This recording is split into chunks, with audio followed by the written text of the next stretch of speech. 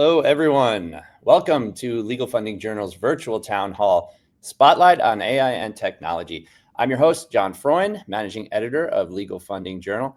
We're really excited for this panel. I want to thank you all for joining today. It's a very timely topic. Everyone loves a good AI and technology discussion. And we've got a range of perspectives for you, so we're really excited. Before we get to it, let me do some brief housekeeping. Just a reminder, all registrants will receive a recording of this event via email. Please just stay tuned for that. Keep an eye on your inboxes post-event for that recording. The format of today's event is going to be a panel discussion followed by a Q&A with you, the attendees. So that means that you can submit questions to us and to the panelists. And there's two ways of doing that. You can use the comments feature on LinkedIn, or you can submit them via email to me at john@legalfundingjournal.com. So we encourage you to submit your questions either on LinkedIn or by emailing me, and we'll get to as many as we can, time permitting, at the end. Also, we're going to be hosting virtual town halls on a monthly basis going forward, and we'll be addressing themes and topics that are important to our community. So we encourage you to make any suggestions, any themes, any topics you want for future town halls. Just let us know. Again, you can email me at john@legalfundingjournal.com. Finally, Legal Funding Journal is the most comprehensive source of news and events taking place in the legal funding sector. Our members rely on LFJ to stay on top of case developments, funding activities, regulatory updates, people moves, and also to gain access to original content produced by some of the leading thought leaders in the industry. So if you'd like details on becoming an LFJ member, you can visit us at www.legalfundingjournal.com. And with that, I'm going to introduce the moderator of today's event, Ted Farrell. He is the founder of Litigation Funding Advisors, a full-service legal finance advisory firm, recognized by Chambers and Partners as Band 1 litigation finance brokers in the United States. He works with law firms, claim holders, and capital providers to advise on all aspects of litigation funding. Recognized as a thought leader in the space, Ted has been quoted in numerous publications, including the Wall Street Journal, Bloomberg Law, and Law 360, also Legal Funding Journal. A frequent speaker at industry events, he has served as both a panelist and moderator at major conferences in the US and abroad, including LF Dealmakers US and UK, and IMN US and UK. He is also the host of All Things Litigation Funding, a podcast featuring in-depth conversations with participants in all corners of the legal finance world. Ted, please take it away. All right. So, John, I want to thank you. I want to thank Tim and everybody else at LFJ for putting this together. We have, dare I say, an all-star panel here. So what I'm going to do, I'm going to rip through the bios very quickly. We're going to go in reverse alphabetical order today, just keep you on your toes. And then we're going to get into it. So first we have, I think reverse alphabetical, you would be last here. So we have Patrick Epp. He's CEO and the co-founder of Theo AI, which is a startup that probably most of the people listening here have already heard of. They are predicting lawsuit results for litigation funders. They have raised $2.2 million, led by NextView Venture Partners and MVP Capital. He also worked at a little company you've heard of called Google. He has been a 3-time CEO and a co-founder. He's a graduate of UCLA Law. He's been featured on the Forbes 30 Under 30, and he was twice nominated for the Nobel Peace Prize. Next, we are going to go to David Harper. David is CEO of AXAI and a co-founder of Legal Intelligence AI. He has extensive experience in tech and business process outsourcing. Legal Intelligence AI was formed as a joint venture between Audley Capital and AXAI, and therefore you're getting expertise in both litigation finance, and they are using advanced AI capabilities. Next, we have Eric Bowmans. He is the CEO of Demonor Recovery Service. They are a global litigation funder. They have offices in London, New York, Hong Kong, and other spots all over Europe. He joined in '95. He's been a partner since 2000. And in 2013, they were spun off. Demonor Recovery was spun off from Demonor Group. And last but not least, my friend Stuart Ackerley, who is a director at Statera Capital, Chambers-ranked litigation funder that focuses on commercial disputes in the United States. Before Statera, Stuart was a trial lawyer at Williams & Conley and spent many years in the federal government working on trade and finance issues. Welcome to all of you. We're ready to get down to it. Yeah, thanks, Ted. Okay, that was a couple of yeses. That was good. We're off to a start here. So I thought we would set the table here before we drill down. And Patrick and David, I'm going to throw this sort of first one out to you all. Look, everyone reads about AI every day and how it's disrupting this industry, being used here and being used there. So what I wanted to ask you all to talk about is, right, what is the use case for AI specific to the litigation finance business? And Patrick and David, I'll let you wrestle who gets to go first on that. Yeah, I can start us off. So at least for us at the OAI, we do I would say a couple of different things. Maybe just a point of context for us. We do legal protection for settlements. Our unique entry point is, as most folks know, settlement data is private or confidential. And so the way that we got started is we started a joint partnership between UCLA Law, Stanford Law, and Caltech to essentially create a synthetic data set to understand what the settlement amounts were. We built that out, and then we took that to test with litigation funders. And they were the first ones to tell us, like, oh, wow, this actually got the settlement amount correct. And so, litigation funding is our bread and butter. We are fortunate to work with 5 of the top 10 largest litigation funders and continue to expand, now working with between 15 to 20 different funders in the space. There are a couple core use cases, at least on our end, that we hear folks use it for. One is a complementary approach to underwriting.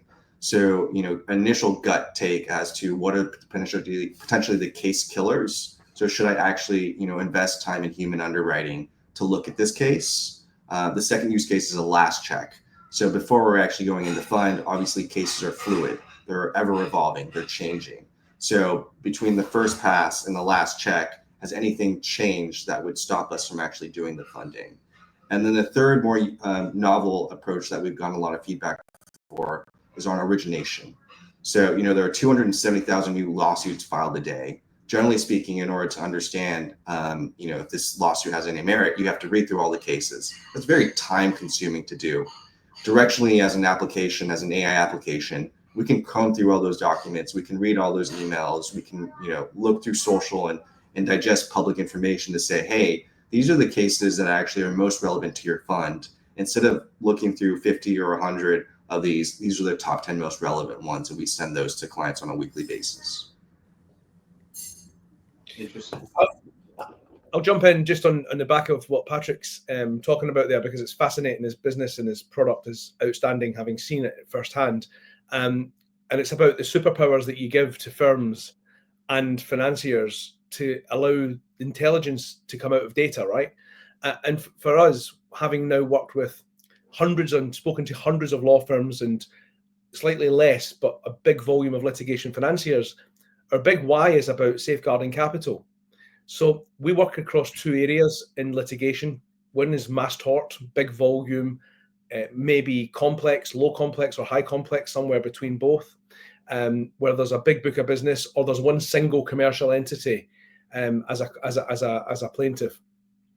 And our whole job is to help use information available to us and go and investigate and find further information to make sure that the capital that's deployed into these lawsuits is based on good quantum analysis, good plaintiffs that have been thoroughly analysed as to meeting criteria. Because we recognise across the pond in the UK and in America, there's a large percentage of mass tort dockets that's written off because the plaintiff never makes the grade, the medical records don't back up. So our job is to help, I guess, narrow the gap between what the law firm thinks they're buying and the funder thinks they're funding to the reality. So identifying the good cases. And then a whole host of things. So the 2 things we focus on, Patrick mentioned his 2, are 2 cornerstones that we're asked to help firms with. One is to help them be more efficient so they can do more for less. So can automation through AI help them serve their customers better and more cost effectively alongside fee earners? And secondly, give them edge to grow. So yeah, you can reduce cost here, but can we identify new torts, new opportunities, additional claims from the same claimant, and actually provide more value? So it's about cost efficiency as well as growth in new areas. And I think that's a smart use of AI, because we should be using AI if we can across every area of our business, not just in the specific parts. That's interesting. And, thanks to both of you for kind of setting the table there, and that makes a lot of sense. So, Eric and Stuart, I kind of want to move to you all. Look, you guys are running, litigation funders, and so what I'm really interested in is, and again, I don't want you to give up your sort of like proprietary special sauce, but at Cetera, at Demonor, how are you all trying to leverage these tools to, aid you in what you're doing, which is, we told our LPs that, we're going to work hard to deliver these kind of returns to get winners. So how have you all approached using these tools and seen ways that they can help you? Stuart, do you want to go first? Sure. I think we kind of piggybacks off what David and Patrick were talking about, kind of their use cases. And we think about it in terms of kind of where in our pipeline, in our funnel, so to speak, we can make the most effective use of AI or other technologies, whether it's at the very top of the funnel and what's coming into the funnel of finding cases, or whether it's kind of deeper down into the funnel of a case that we like, and is there a way to leverage AI to kind of complement our underwriting or check our underwriting and make sure we're getting kind of validated.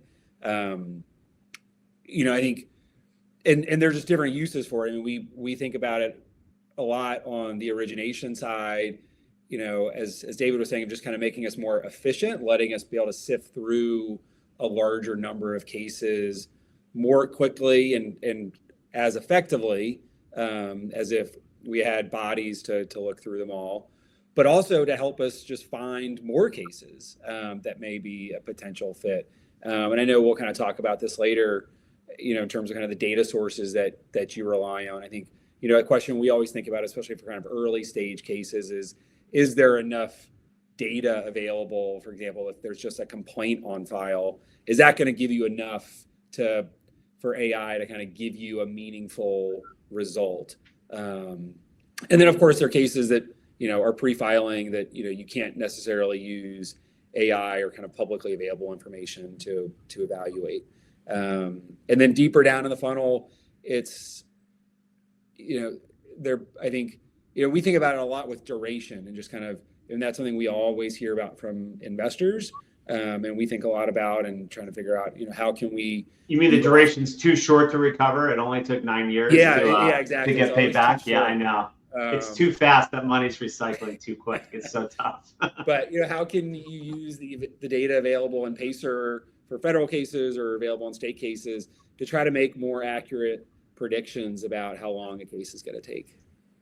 Interesting. Okay. And how about you, Eric? Yeah, we use different AI tools, and some of them have been developed externally, and some others, actually one is being developed internally now for, I think, about 2 years. They are meant to offer solutions for different needs. The external ones are used to tackle specific issues, like, for example, in a patent case, infringement or validity analysis, or in collective cases. So we are a funder that also originates cases and then manages these collective cases. So in managing these collective cases, AI tools can be used to retrieve data from thousands and thousands of documents, and then upload them or put them into our models. So that's for the external tools. The internal one is a development in which we have actively participated. It's still ongoing, and that's really the purpose is to make better investment decisions. So this is more in line with what Patrick said. Like, how can we better forecast the outcome of a case? So the overall objective, I would say, is first of all to make better investment decisions in our business, but also to do that in a more cost-efficient manner. Obviously, and I think that is in line with what Stuart said. If rather than look, we receive about 1,000 applications per year, right? That's a lot. And we fund about 30 cases. So if we can reduce the number of cases where we're going to use the human component, really go in depth in these cases by making use of AI tools, then obviously we can, run these processes in a more cost-efficient manner, which doesn't mean we're going to lay off people. It means we can do more cases with the same resources, which should reduce the cost of capital, which is good for claimants and will also is better for the industry as a whole. Right. So Patrick, I want to go back to you all, and then I will open this to the group. So I think most funders would tell you the following: we are very comfortable in our ability to underwrite the legal risk on this case, meaning whether it's an incredibly complex trade secret case, whether it's an antitrust case, whether it's commercial contracts. Like, I think the funders think they can get the law, like the legal analysis part, correct. And so my question to you all is, what specific places are they really looking to help their predict? So in other words, like, I don't think they need your help to say which legal standard applies here, but for example, how are you helping with duration? Because I think, most of the people on this call would tell you duration is in a lot of ways the biggest risk that funders take. So what specific pieces of these cases and opportunities are they asking you to really help them drill down their, drill down on, harnessing, the leverage you guys can give them with these tools? Yeah, so this may be a direct and indirect way of answering it, but I think with a lot of the funders, when I talk to them, I ask them, do you have a CTO on staff? And 9 times out of 10, the answer is no. Do you have any data scientists or AI? Wait, Stuart, you're the CTO, right? It's Tara. You're also CTO. I wear lots of hats. I forgot to read that in your bio. I'm sorry. I apologize. Forever. But I think with the emergence of a lot of these tech companies, right, they're looking for a technical partner that can look at their historical decisions and help them identify insights that they otherwise wouldn't have been able to uncover. So I think one of the things that surprised me and our team in general is folks are like, hey, here's all of our data. What can you tell us about our past funding decisions? How can we deploy capital more efficiently, smarter in terms of, if I'm comparing 2 different cases, which one's going to return funds faster, which was going to hedge our investment better? We are doing all that analysis now. So we are combining our synthetic data and with a lot of these funders, and I'll just mention proactively, we don't share data amongst each funders. We partition their data set individually, but we're helping to uncover, okay, these are the funds, these are the law firms, these are the attorneys, these are the jurisdictions, these are the types of cases that have performed best. If you continue to find more cases like that, you're gonna make this much money. These are the cases that maybe you thought were doing really well, but actually are not doing well. We're gonna put flags every single time you get a case that's similar to these other fact patterns in the past, so that you can take a second look. And so it's trying to help use historical data at the firm level to predict future success. I think that's a lot of the work that we're doing. I'll just talk to that point also that Patrick mentions. We 18 months ago or so, in the beginning of our journey on this use case in law, we're asked by a very, very big and very well respected personal injury business in the UK to help them make sense of 37,000 client files that they'd settled with insurers on non-fault motor accident. And we ran some modeling. We created some data scientist assets, which were AI assets. And their view was, if we had more resources, we would do more of the following things, but we're limited by the amount of people we've got and the amount we get per file to spend on delivering that file. So we developed some AI assets to investigate of the nearly 40,000 cases, what the insurers across different jurisdictions and different circumstances settled on. And we, in partnership with them, improved their settlement value by 8%. The impact that had on their EBITDA, etc. That's on a firm level, right? That's on a user case where a firm is actually using AI to perform a science task on their data to give them better predictive analysis, because lawyers were erring on the side of caution. They would go on a lowball offer because of the impact of getting that wrong if it went to court after settlement. So I think for us, our conversations with financiers and law firms, they're often quite separate, but when they come to the crux, alignment is key, right? So a funder wants to protect their capital, and time's the enemy in these things, right? The longer things take, the longer your capital's out, the potential lower returns. So managing the timeline by allowing data to give us the early warning signals, right? Where you've got an immense amount of data points on a claim journey. And if that is presented in a risk score basis, flagging issues, flagging challenges, if you've got a book of 100,000 plaintiffs on a certain tort, if it's a mass tort, for example, and 3% of that book disengages, or 5% of that book disengages, or goes into bankruptcy, etc. Having that information now before you deploy more capital against that person, etc., is really powerful. The firm, they want the same. They want to reduce the cost to serve the client, build a book that's bigger, and actually keep the capital fluid so they can do more with less.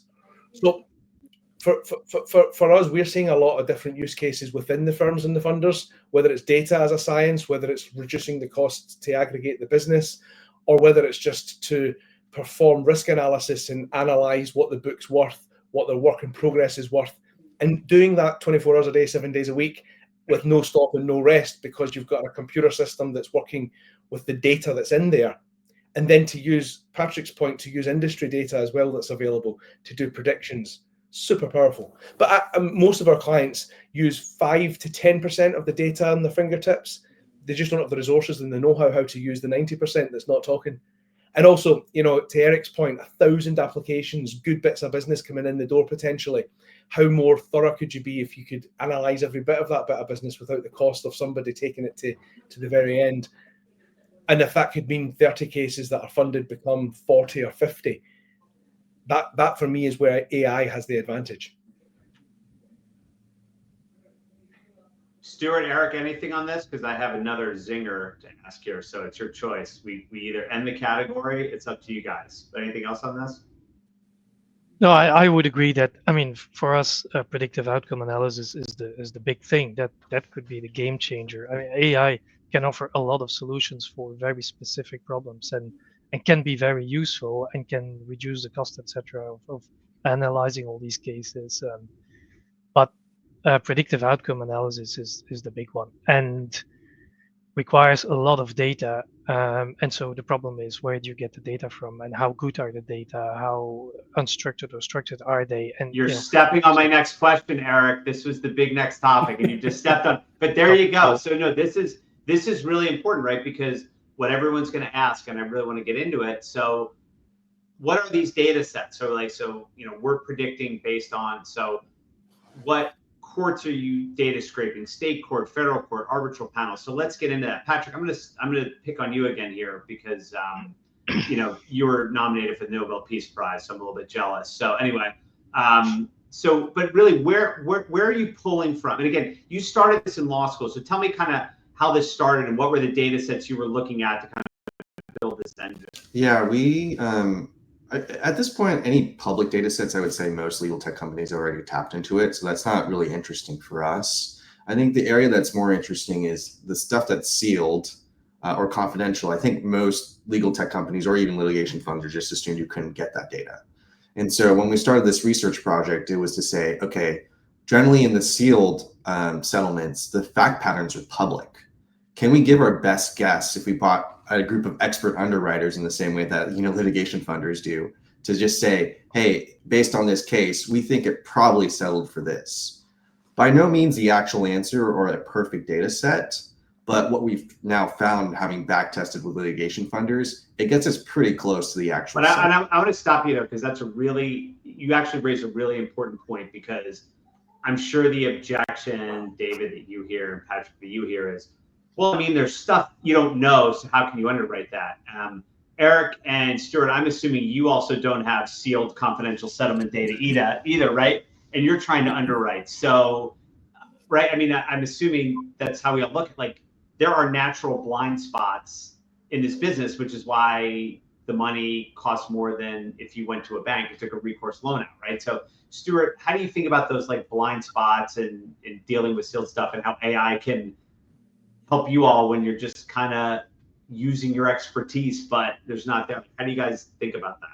Yeah, it's a really good point. We're subject to the same information restrictions as a lot of these AI models. I mean, the difference is we've got our own proprietary data set that we've developed over, for Cetera the past 5 years that we've been evaluating and funding cases.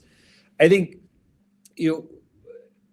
some of it comes down to just how much better or more information are you getting from the AI as you do from your own kind of internal human underwriting, and what's the cost of that? And is the kind of the cost benefit worthwhile to bring that into the team and add it to the mix? And I think I heard Patrick mention this at the top, but for us, it's thinking about it as a complement to our our own underwriting process. I don't think we're certainly not at a point where we're comfortable just saying, yeah, let AI make decisions. I mean, I think you see kind of enough stories about lawyers, filing briefs written by AI and getting harangued by judges for, having made up case citations. And so we're not anywhere near that point, but it's, can AI bring in some additional? So your underwriting team is safe for like the next couple months, you think? Yeah, Matt's not losing. He's safe. That's good.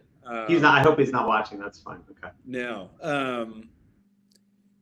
And it's I mean, I'm a former lawyer, so I probably got some bias in this, but I mean, there is an art to trying to predict how litigation is going to unfold. There's some quantitative elements to it for sure, but there are a lot of qualitative elements, and so our team is certainly good at the qualitative side.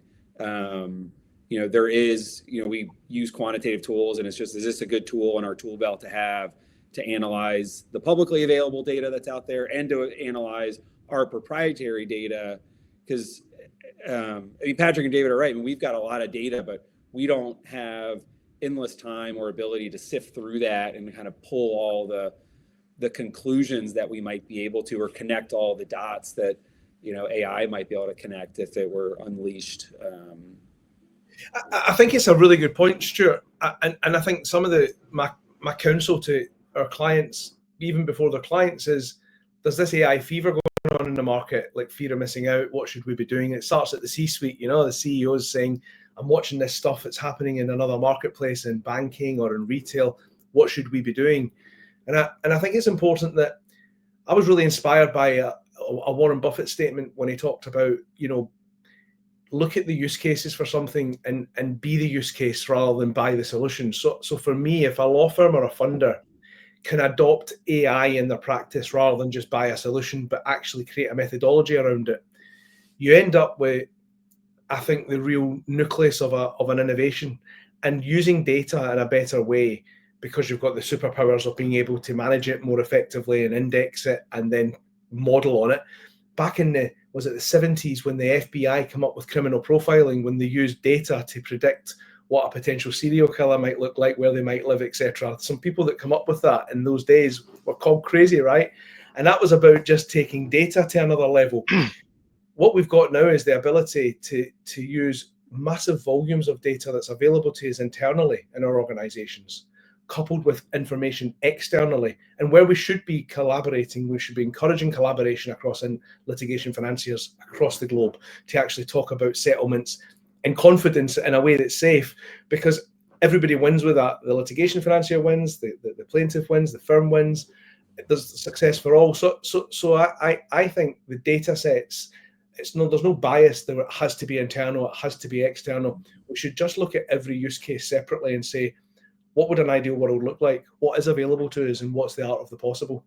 And for me, this is a cost-saving piece as much as anything else. And if we can't cost more than 10 times more cost effectively than it would be to do it with humans internally, it's probably not a good thing for us to do. What are you talking about? Law firms love paying for things out of pocket. It's their dream, right? No, that's the charging policy, Ted. This is a $500 million claim. We just need $800 for e-discovery, but we need to borrow it. We just can't pay it, right? Sorry, too soon. Sorry. I was talking at a conference last year, a legal tech conference in London, and this lovely chap who was the managing partner of a Magic Circle firm come up to me and said, "Oh, David, I heard you speak. Brilliant." He said, "I got to say though, I can't see computers doing the job of my senior partners. Like, we've been 20 years, 30 years each in our job." And it just told me about a trip he'd done coming back over from America and just landed in London. I says, well, the thing is, like, you know, you've probably been on an airplane that wasn't flown by a human. Computers probably took you here, got you here. Yeah. There was a pilot there, right? So, like, there is a world where two things exist. I think we can use AI alongside the pilot, the lawyer, the banker, but it's like having the ability to automate at that level and have data working for you rather than you working hard to try and find it. And one other thing I'd add, Ted, and some of this may be a matter of, of just degree, but, you know, I think when I think about underwriting and kind of what we're trying to solve for, yeah, we want to know kind of how a case is actually going to resolve, but that's just really hard to predict. So, I mean, my general approach is this case going to win at trial or not? Like, that's kind of the question I start out trying to answer, because one, the case may go to trial and I want to have a prediction of whether I think it'll win or not. And two, if it's going to win a trial, that's probably the best indicator of whether it'll settle before trial, or at least settle on favorable terms. And so I think, there's it kind of comes back to this: what question are you trying to answer? Is it going to win at trial? How much is it going to settle for? Or another question is, okay, this is a winner at trial. Is it likely to settle or not? Because, you know, that's something we do think about. Yes, we want to pick winners at trial. All things being equal, we prefer a settlement, though. I mean, it kind of eliminates the binary risk of trial. It cuts duration off typically sooner.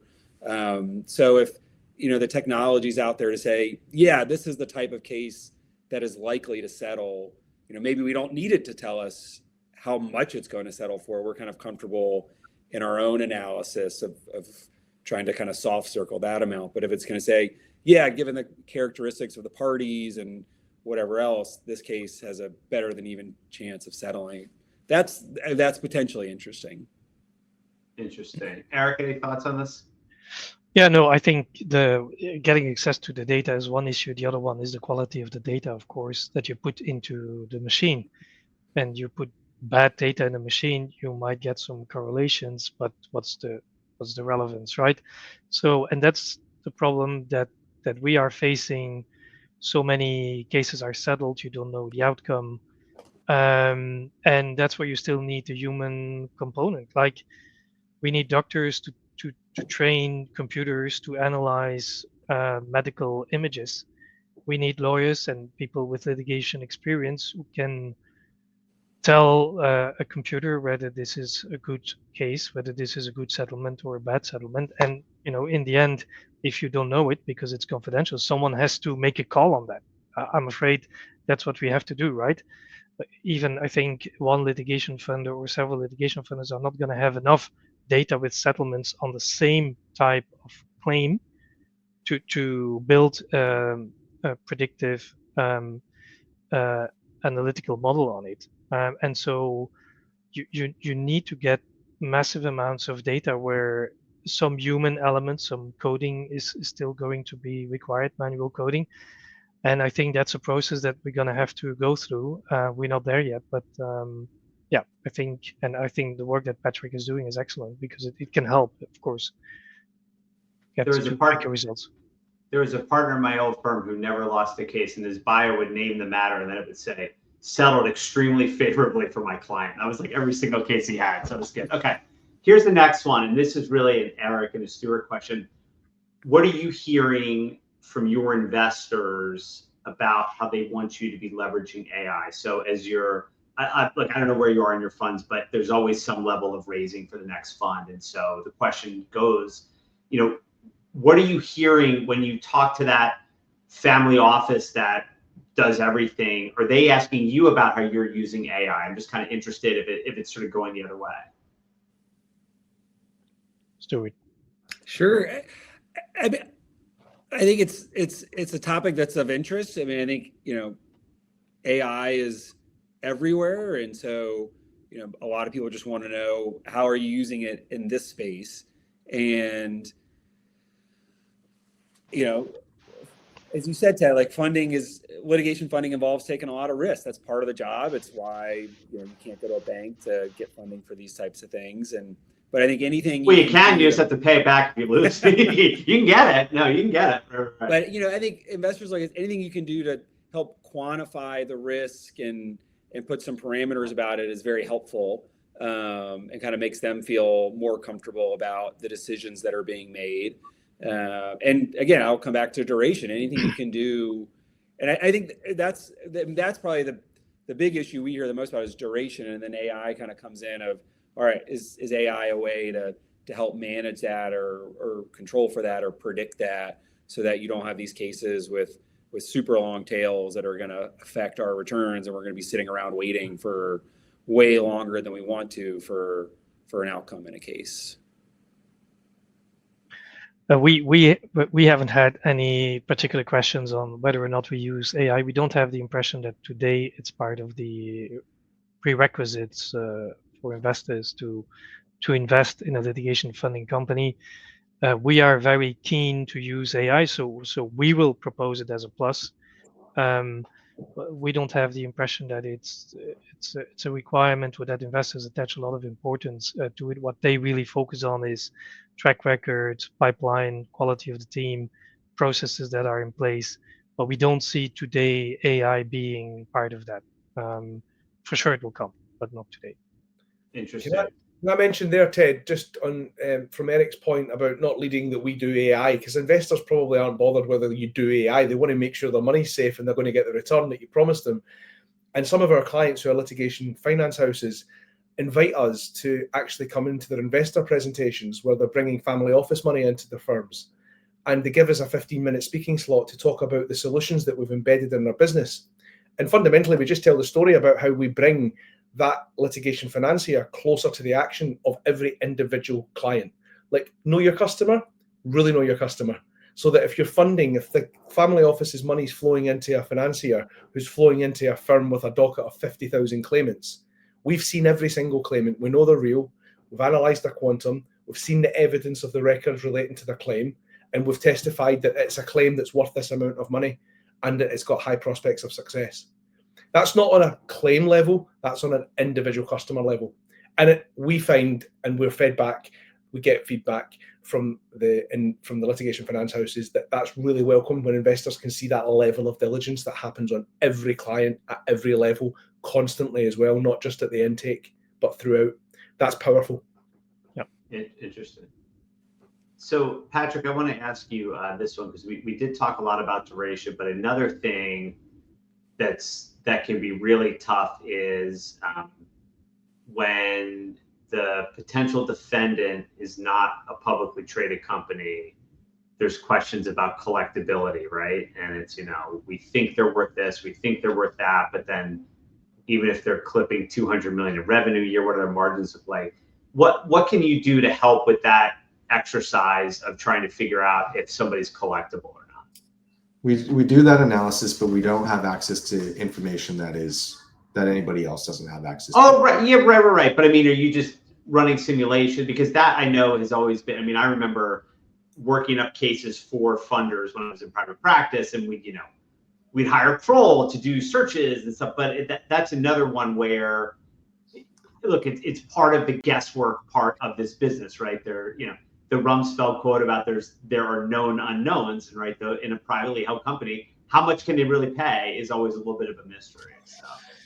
Yeah, we do a basic analysis of just public. I would say it's time saving in the sense that we are doing the research side of Google public searches to understand collectability, but there is nothing more than what we can scrape publicly in terms of information there. I think it's the more holistic side of being able to get that data point in the context of the firm's historical data, our general pool of data, and being able to say, is this a good case holistically?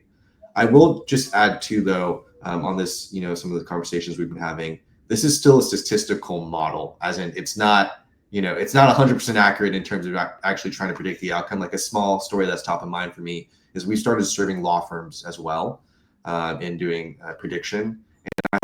Lunch with a law firm last week in Chicago, and we had predicted that his case only had a 30% chance of success. And that was really helpful to go to their client and say, hey, I think this is we should settle. There's a low odds that we're going to win here. The client still wanted to go to the trial. And it just so happened that they went to trial that morning and we had lunch in the afternoon. And he won. And, we had given him a 30% chance of success. And I asked him afterwards, I was like, should we have adjusted the odds of success? He was like, no, Patrick, like that was the right estimate. It just so happened that we got the right judge, and the prosecution, they just didn't do a good job. And we were the right able jury to or the right this. Yeah. yes. Sure.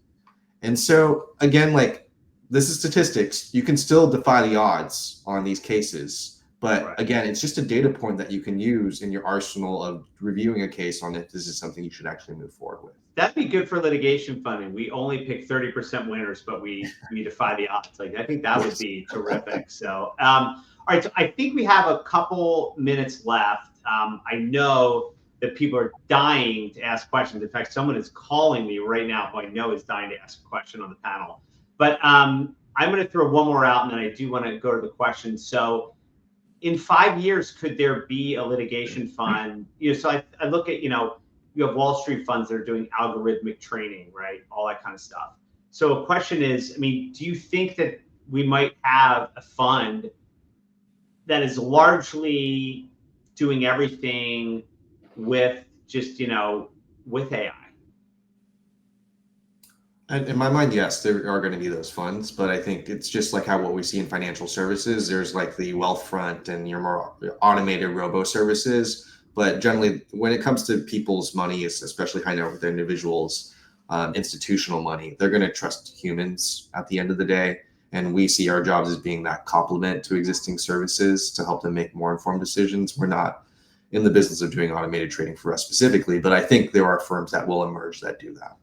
Right. And I think that, my guess would be, and you all disagree, but, in these mass claim firms where they have a huge personal injury practice or they have a huge, med mal practice, and where in a lot of those cases, it's factual. Like I remember the first big mass tort loan I worked on, looking at a client file, and there was an x-ray that showed the skew of the medical device because of the 26 devices the manufacturer made, right? Only 11 of them were for the settlement, and you had to have literally an x-ray to prove your injury. So my guess is that kind of a business maybe could be largely driven and kind of overtly, yes, we use AI to find these, right? Not we've got the smartest lawyers in the world, we all worked at this great law firm, and we leverage AI. I think maybe there might be people who are a little more overt about it, but maybe not. I don't know. We work with pre-settlement companies today, which is very high volume. And the process that we do there are, the home run cases where they don't need to do any human check. And they're the cases that we just help them automatically pass on. And then there are cases that do require human review. So we're trying to, going back to Stuart's point on funnel, right now, at least in terms of where we are in terms of technology, we can help pre-identify the absolute winners in the funnel.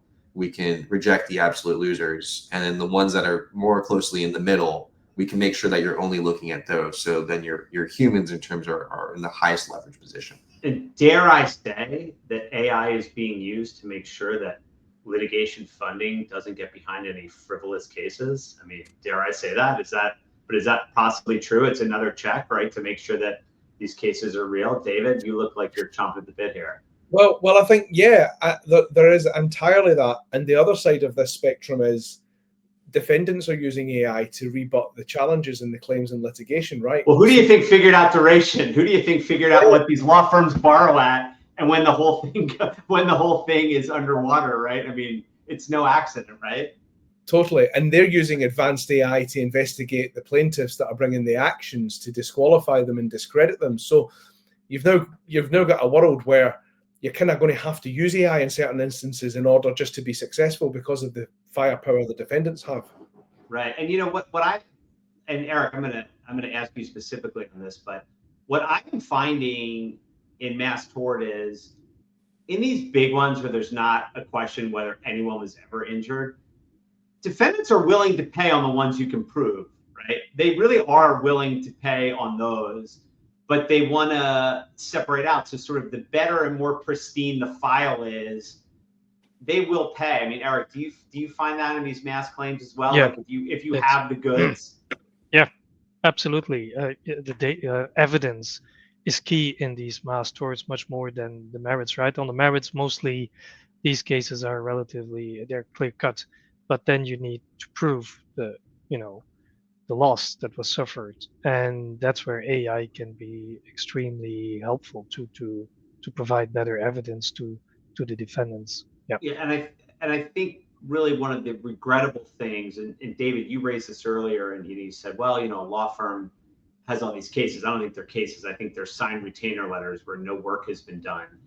And while you are right that sometimes maybe more than half of them will never get paid, well, that doesn't mean they didn't have an injury. That means the law firm didn't do the correct investigation or get the right records, right? So the idea that half of the people who hire a lawyer are liars or they're just trying to shake people down, no, but the level of proof, right, where you have to show multiple things to get paid.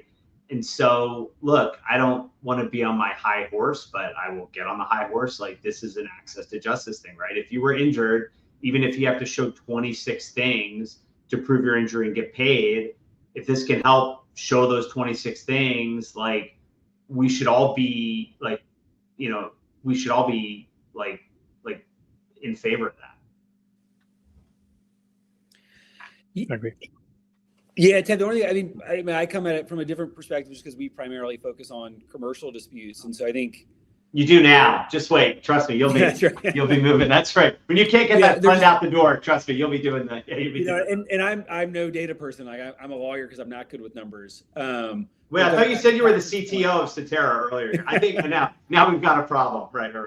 These are statistical models, and I think when you're doing it at scale with high volumes, that can work a little more easily than if you're just dealing with a smaller number of cases where, just being wrong in a couple instances can really dramatically affect results. And I think, most funders, again, on the commercial side, I think operate probably in that middle area that Patrick's talking about. Because like, if you've got a slam dunk commercial dispute, like you might not need funding. So you may not even approach a funder because you can find someone to take it on contingency or just pay for it yourself. We're not going to look at the frivolous claims. And it's those cases in the middle where I think AI, again, and technology can complement a funder's, human underwriting, but not necessarily replace it. And I think, we talk about this internally, and there are places where AI can be super helpful, even if, let's say a case involves some like obscure question of California contract law. Like you can use AI to quickly, find, what's the leading case in California on this issue.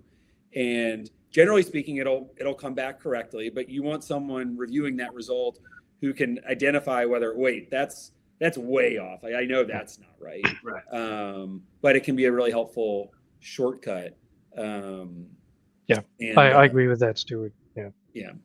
On commercial litigation arbitration cases, I think it's going to be a combination of AI and human component for still a very long time.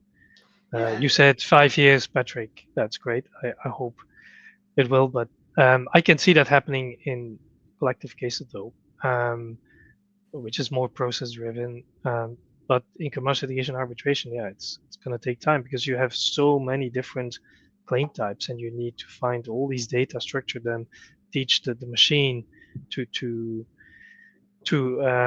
interpret them. I'm afraid it's gonna take time. But Eric, a final thought from me on the commercial piece here, because they're very distinctive, different beasts, aren't they? From mass tort to high complex, high value but low volume commercial.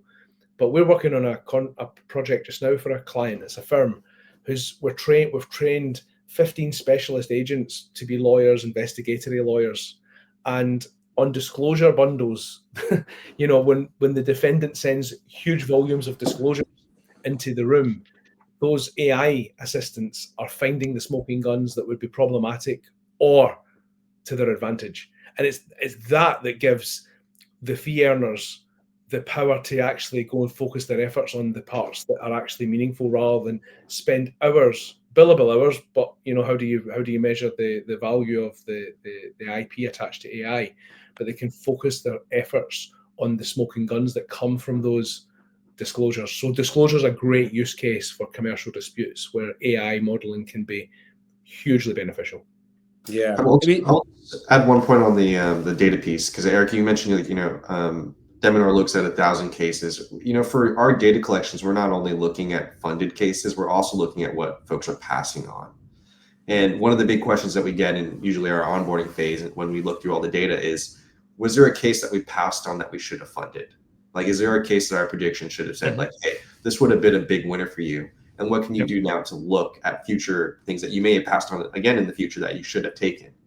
And so it's not just about the positive signal. The negative signal is also interesting from a data collection standpoint too. Sorry for cutting you off, Stuart. No, that's actually something I was going to mention. I mean, we often think about kind of how can you squeeze more out of your existing pipeline and kind of close more good cases. And I think AI, to the extent AI can be helpful there. And again, kind of identifying those cases that are good, that absent, AI's insights, you might say, oh, this is something we can't do. There's too much risk because there's too much unknown. But, it doesn't take a lot, I think, from a funder's perspective. If AI lets you close a few more cases a year that are successful, like that's probably paying for itself and then some, just given kind of the scale. Oh, I thought you guys were free. No, you guys aren't free. This isn't just like a, well, I was going to say this. I mean, I think kind of like, because mostly listening here, I think what is true is, like, if we have more ability to leverage data to put more inputs into our decision, because the thing about this business that I think makes it so interesting is good cases lose all the time, right? Like, good litigation cases lose all the time. And sometimes, like Patrick, you were saying, the 30% case can win. So is really the question, what is out there that we can leverage to make the very best decision, even though we all know that it might lose?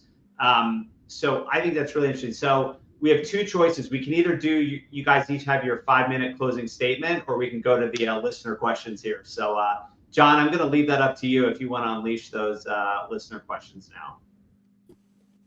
Yeah, we can do the listener questions. How about that? The closing statements were very good in the rehearsal, but those will be on the DVD when we put I didn't prepare one, so I'm happy to go to questions. Oh, Stuart wrote yours too. Stuart's going to send you yours too. Okay, anyway. Yeah.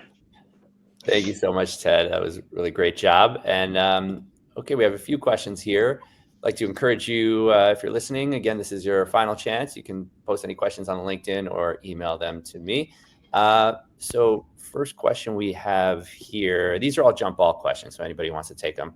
Are firms hiring for AI experts internally or just outsourcing to specialists? I think I'm seeing adverts for clients looking to bring in AI experts, but they're outsourcing, I think, in the short term. Maybe their route map runway is to internalize capability and capacity, but something they're bringing and buying in the expertise.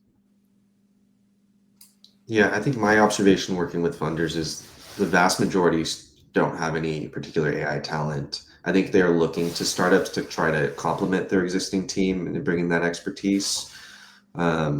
It's, I would say, less than 5% probably of funders that we speak to have any sort of CTO or tech person. Yeah, and these teams too are small. Like, I think people who aren't in the industry would be shocked at how relatively small the teams are. So it's not surprising, although good opportunity for providers, that there's just no room in the budget for anyone other than the core team that's already doing everything.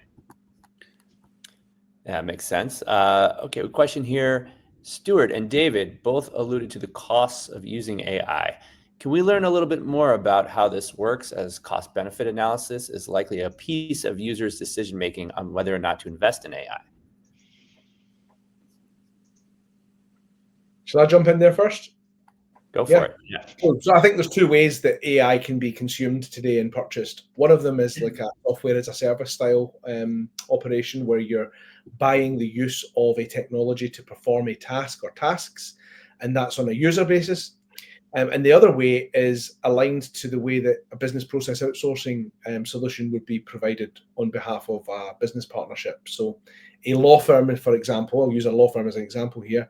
A law firm may pay $200 to do a piece of work with back office or fee earners, and an AI solution provider may provide the same output for $20, $15 to $20. So it depends on what AI you're buying and how you're using it. Litigation financiers, to Patrick's point, most of them don't have big CTOs, departments, AI, intelligence departments. So working with the startups, working with smaller businesses like ours, we're helping deliver projects which is bespoke. We design them for a time basis, and then we run them for them on a cost basis. But it's always against an ultimate cost saving.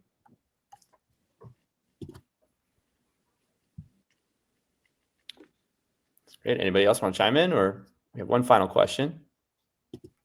All right. One final one.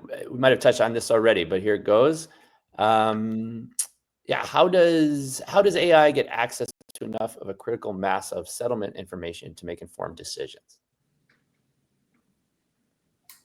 I think for us, it's there publicly there doesn't exist enough data, so you have to create it, and that's essentially what we've gone about it. And now with each of the firms that we work with, we are helping to structure all of their data in historical decisions. I will say one way that we do it is rather unique. Is it doesn't require a firm to upload any data to us directly. We largely ingest it through email. It's the one common denominator that we have come to learn and understand. Some firms have case management systems. They're rarely utilized. That's not a reliable source of truth for us. But we have come to find that emails are. And generally speaking, in today's day of AI, you don't have to upload and tell us that this is a complaint or this is a bill or this is a contract. AI today can contextually understand all that information, which makes it even easier for us to train on all the historical decisions because you don't have to do any of that tagging. And also too, there's a critical mass, but there's this term that gets thrown around called anecdata. How do you know this case is going to sell this way? Oh, well, when I was an associate, I worked on one like this. So, it's going to be huge, right? That's the business. So, there's always limits, but at a minimum, right?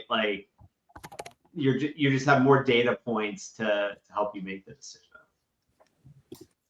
Yeah, Ted, this is, on your 5-year question that you asked before, I think one of the things I think about is kind of what AI is going to look like for law firms in 5 years. Because I think, it's not hard for me to imagine that AI could probably pretty quickly perform some of the functions that junior litigation associates are tasked with in terms of some of the research and just kind of basic drafting.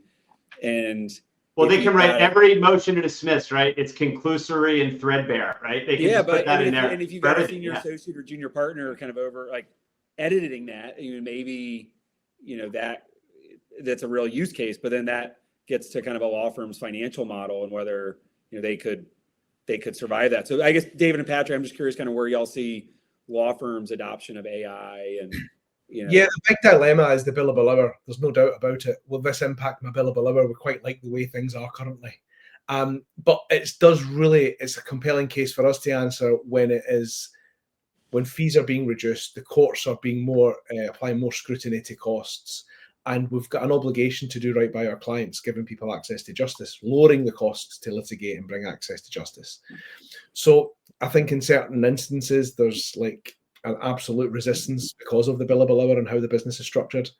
And on the other side of the scale, you've got an absolute willingness to do a fixed cost basis and deliver great service. And I think that's the key here. It's not computers at the cost of humans where the customer suffers. It's actually putting customers at the heart of what we do. We fund cases. Yes, we're litigation financiers. We're law firms to serve clients. Our clients are at the heart of this with a complaint, with a grievance, with a claim, with a tort, with a huge commercial dispute. So if we can design technology solutions to better the customer experience and give more value, that's the future I see. Yeah, I think to add, for us on the litigation funding side, the business model wise, we don't talk about OpEx. The rationale that funders get back to us as to why they choose us is if they can increase their accuracy in choosing quality cases by 1% or 2%, Stuart, as you alluded to earlier, it pays for itself. I think for big law, you can't, as David also mentioned, you can't sell on operational efficiency. You have to sell on quality. Can we increase the quality of the work product where, let's say I'm a big law, and, my client has 20,000 pieces of litigation against them. We can scan all those 20,000 lawsuits and say, hey, these are the ones that are most damning to your client that you should actually focus your billable hours on.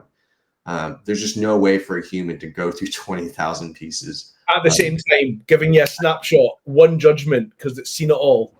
Correct, exactly. And so it's about quality at the end of the day. Can we raise the bar in legal analysis overall? That's a perfect place to end it right there. We just reached the top of the hour. So good job. Nice timing on that. And I want to I'll start by thanking everyone for attending today's event. Really appreciate it. Reminder, as a registrant, you'll all be receiving a recording of this event. So please stay tuned for that. That'll come the next day or so. I want to also give a special thanks to our panelists, David Harper, Eric Bowman, Stuart Ackerley, Patrick Ip. An amazing job. Really covered a lot of ground, a lot of diverse perspectives. Really, thank you. Really appreciate it. Of course, our moderator, Ted Farrell, did a fantastic job. Thank you so much, Ted. Lively, fun, enjoyable conversation. And lastly, we're going to be, what will we be doing? We will have details. Will be coming on our on LFJ for our future virtual events. So please stay tuned for that. You can check us out on www.legalfundingjournal.com. Thanks, everyone. Enjoy the rest of your day. Thanks, everybody. Thanks, y'all. Thanks. Bye.